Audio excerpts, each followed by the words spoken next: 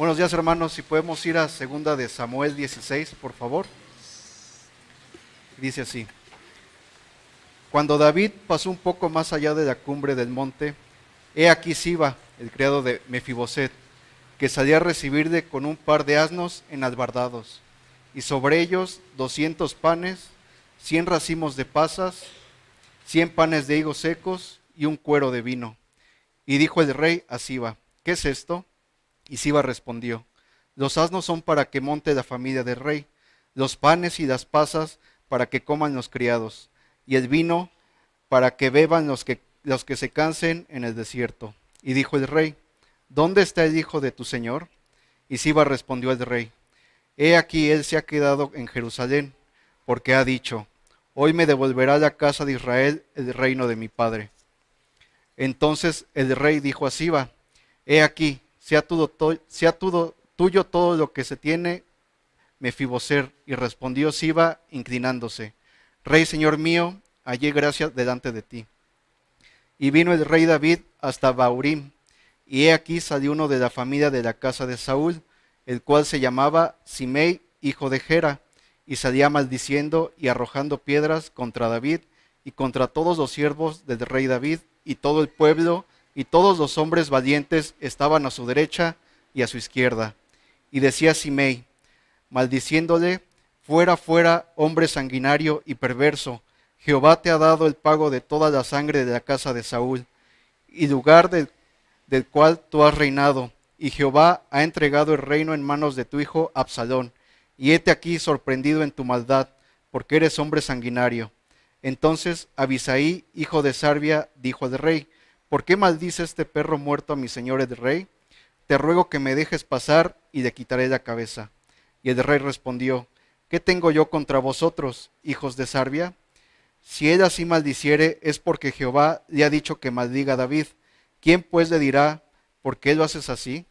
Y dijo David a Abisai y todos sus siervos: he aquí mi hijo que ha salido de mis entrañas acecha mi vida. ¿Cuánto más ahora un hijo de Benjamín? Dejadle que maldiga, pues Jehová se lo ha dicho. Quizá mirará Jehová mi aflicción, y me dará Jehová bien por sus maldiciones de hoy. Y mientras David y los suyos iban por el camino, Simei iba por el lado del monte delante de él, andando y maldiciendo y arrojando piedras delante de él y esparciendo polvo. Y el rey y todo el pueblo que con él estaba llegaron fatigados y descansaron allí. Y Absalón y toda la gente suya, los hombres de Israel, entraron en Jerusalén, y con él Ahitofel. Aconteció luego que cuando Husai arquita, amigo de David, vino al encuentro de Absalón, dijo Husai: viva el rey, viva el rey. Y Absalón dijo a Husai: este es tu agradecimiento para con tu amigo. ¿Por qué no fuiste con tu amigo? Y Husai respondió a Absalón: no, sino de aquel que dijere Jehová y este pueblo y todos los varones de Israel, de aquel seré yo y con él me quedaré. ¿Y a quién había yo de servir? ¿No es a su hijo? Como he servido delante de tu padre, así delante de ti. Entonces dijo Absalón a Ahitofel: dad vuestro consejo sobre lo que debemos hacer. Y Ahitofel dijo a Absalón: llégate a las concubinas de tu padre que él dejó para guardar la casa, y todo el pueblo de Israel oirá que te has hecho aborrecible a tu padre, y así se fortalecerán las manos de todos los que están contigo. Entonces pusieron para Absalón una tienda sobre el terrado, y se llegó Absalón a las concubinas de su padre, ante los ojos de todo Israel. Y el consejo que daba Ahitofel en aquellos días era como si se consultase la palabra de Dios. Así era todo consejo de Ahitofel, tanto con David como en Absalón. Amén. ¿Les ha pasado alguna vez, hermanos, que desde que se levantan por la mañana todo les sale mal? Apenas se paran de la cama y se golpean el dedo chiquito del pie, se acaba el gas en la casa, se les poncha una llanta en el camino. Algo así estaba ocurriendo con David. Pero sabemos que esto era, hermanos, la mano de Dios. Que el Señor estaba trayendo una disciplina sobre su siervo. Que no era una casualidad. En su huida lo traiciona Aitofel, lo engaña Siba, aprovechándose de él, y lo maldice Simei. Sin embargo, Dios había contestado la oración de David, la oración que apenas había hecho en el capítulo anterior, cuando dijo estas palabras, capítulo 15, versículo 31. Y dieron aviso a David diciendo: Aitofel está entre los que conspiraron con Absalón.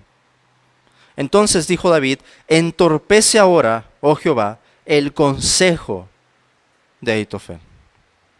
Inmediatamente aparece en la escena Husai arquita, y David le dice: tú me vas a ayudar, tú vas a ser útil, vas a entrar allí y nos vas a traer la información de lo que están planeando en mi contra. Y digo que Dios responde la oración de David porque vemos cómo Husai se introduce en este capítulo de manera astuta hasta la misma corte para frustrar el consejo en el siguiente capítulo que iba a dar a Aitofel. Absalón recibió a un espía sin darse cuenta del plan. David tenía un infiltrado, que era en parte una respuesta a la oración que había hecho. Y como sabemos, hermanos, si ya hemos leído esta historia, fue ese hombre, Husai, el que logra frustrar el consejo de Aitofel. Aitofel conocía profundamente a David. No era cualquier traición, era la traición de un íntimo, la mano derecha, hermanos, de lo que vendría a ser un político o un presidente, el hombre en quien David más confiaba para apoyarse, lo traiciona. Pero por la misericordia de Dios, vemos que el Señor frustra su consejo. Podemos distinguir tres momentos en este pasaje, el cual, dicho sea de paso, podemos titular el descenso de David y el ascenso de Absalón. Descenso de David y ascenso de Absalón. Vemos tres momentos aquí. En primer lugar, el engaño de Siba. Este hombre que era el siervo o el mayordomo en la casa de Mefiboset, aprovecha una oportunidad. David está en jaque, está huyendo, y más adelante Mefiboset nos va a decir que su siervo lo engañó, que se aprovechó de que era cojo, que le dijo: te voy a preparar el asno, pero él salió primero y salió solo para alcanzar a David y robar de la heredad que David le había concedido a Mefiboset. Un astuto oportunista. Así comienza el pasaje, con un hombre que se está aprovechando de David. David ignora lo que está pasando en ese momento. En segundo lugar, encontramos la maldición de Simei, este hombre de la casa de Saúl también, que cuando lo ve pasar, le comienza a decir: fuera, fuera, hombre sanguinario y perverso. Jehová te ha dado el pago de toda la sangre de la casa de Saúl, en lugar del cual tú has reinado. Y Jehová ha entregado el reino en mano de tu hijo Absalón. Y hete aquí sorprendido en tu maldad, porque eres hombre sanguinario. ¿Qué culpa, hermanos, tenía David de la casa de Saúl? ¿Contra quién levantó David de la casa de Saúl alguna vez su mano o su espada? Antes bien, cuando tuvo la oportunidad de darle muerte a Saúl, decidió no hacerlo, decidió perdonarlo. David no era culpable de esto que Simei estaba diciendo. David era culpable de otra cosa que Simei ignoraba en ese momento. Pero David toma esto con resignación. Y es de esperarse, hermanos. Estaba humillado. Él sabía sus pecados, sabía lo que había hecho y podía recordar las palabras del profeta Natán.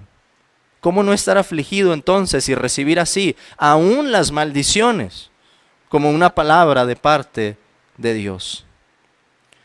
El tercer momento es cuando vemos que Husai se infiltra y Aitofel da su primer consejo.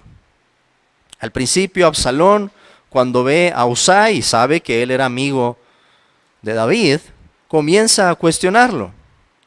Pero Husai sabía exactamente qué decir y cómo hablar para convencer a Absalón de que él sería un aliado. Inmediatamente después, Ahitofel da su primer consejo. Llégate a las concubinas de tu padre, que él dejó para guardar la casa, y todo el pueblo de Israel oirá que te has hecho aborrecible a tu padre, y así se fortalecerán las manos de todos los que están contigo.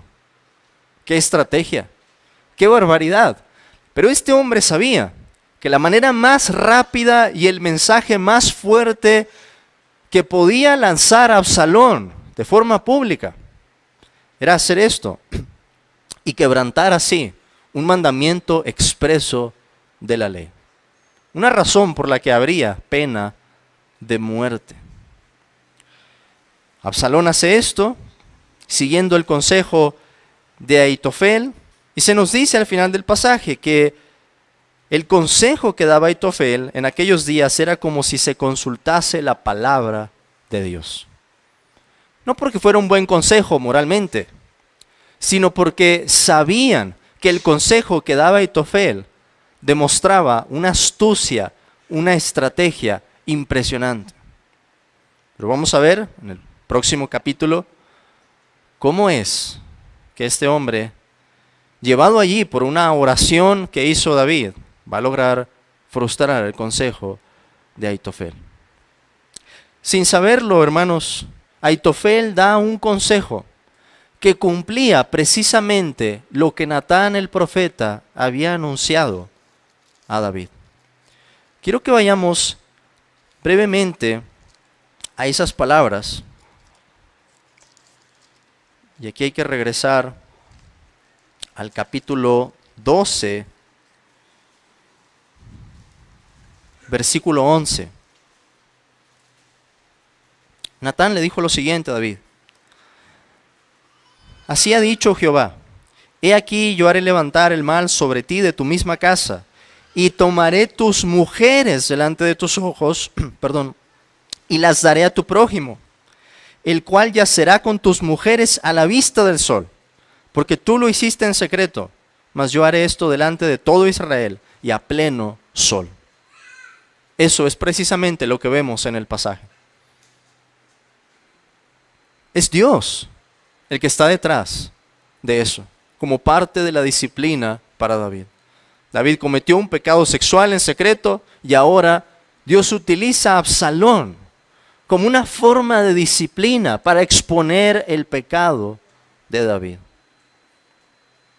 ¿Qué nos llevamos, hermanos, a manera de aplicación de este pasaje? En primer lugar, quiero decir esto. Hay una manera de aprovechar las providencias que nos humillan y afligen.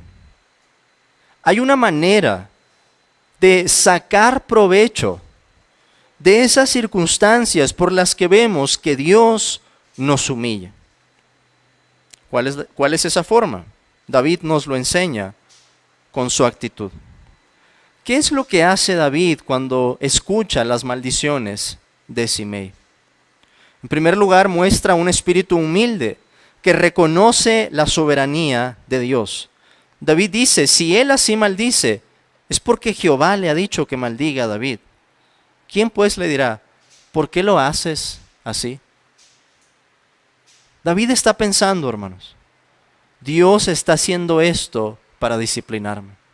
No es una casualidad que este hombre me esté maldiciendo. Aun si no sabe lo que pasó con la casa de Saúl, Dios sí sabe el pecado que yo cometí. David demuestra además una resignación penitente que no busca venganza. Piénsalo de esta manera, hermano, hermana. ¿Qué tal si los problemas que estás teniendo en este momento, los problemas en el trabajo, los problemas en la economía, los problemas en tu familia, no son casualidad, sino que Dios los ha traído en tu vida, a tu vida, para enseñarte, para corregirte, para mostrar quizás algún pecado en particular, para que estés alerta? David responde de esa manera.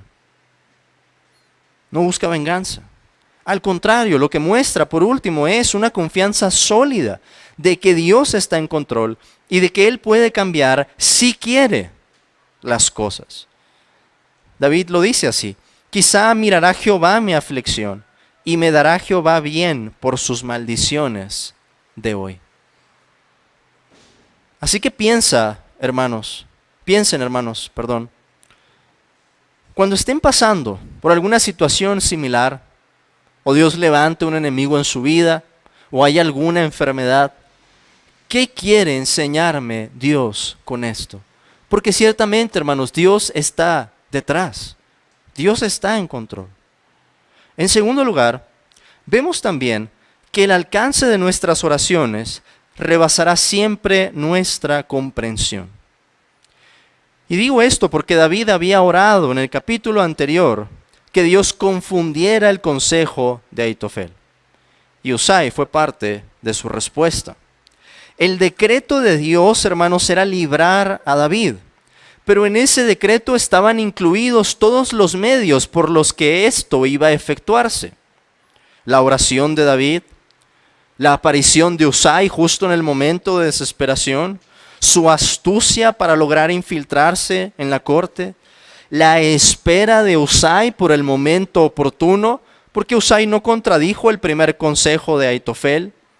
Él estaba esperando la información necesaria, la ocasión para librar a David, etc.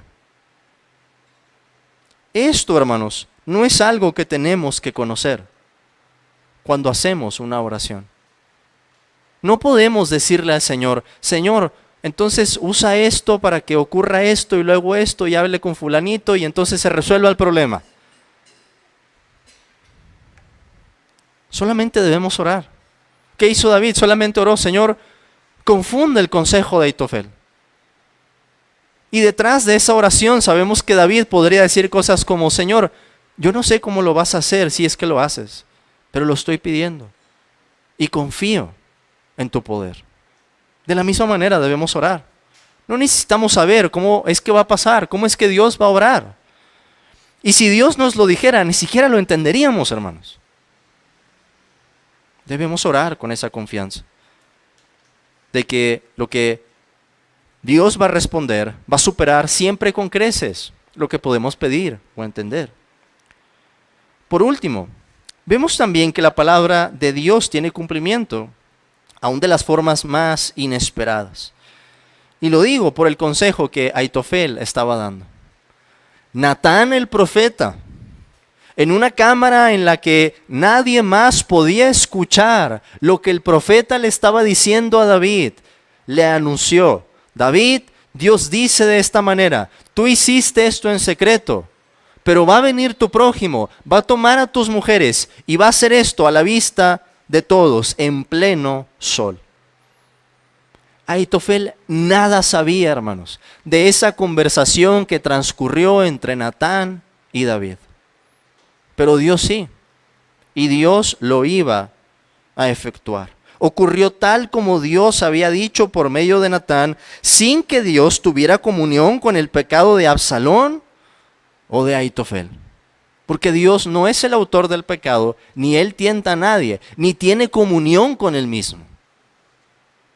Pero de manera sabia y misteriosa logra los fines que Él se ha propuesto. Estos hombres estaban cosechando juicio, Ahitofel y Absalón, haciendo cosas desagradables delante de Dios. Pero David estaba cosechando otra cosa. Él, como un siervo amado, sabía que esto era un acto de disciplina de parte de Dios. Es así, hermanos, que vemos de nueva cuenta, lo cual ha sido un énfasis fuerte en el libro de Samuel, que la palabra que los profetas hablan, la palabra de Dios dicha por esos santos hombres, tiene cumplimiento. Amén, hermanos.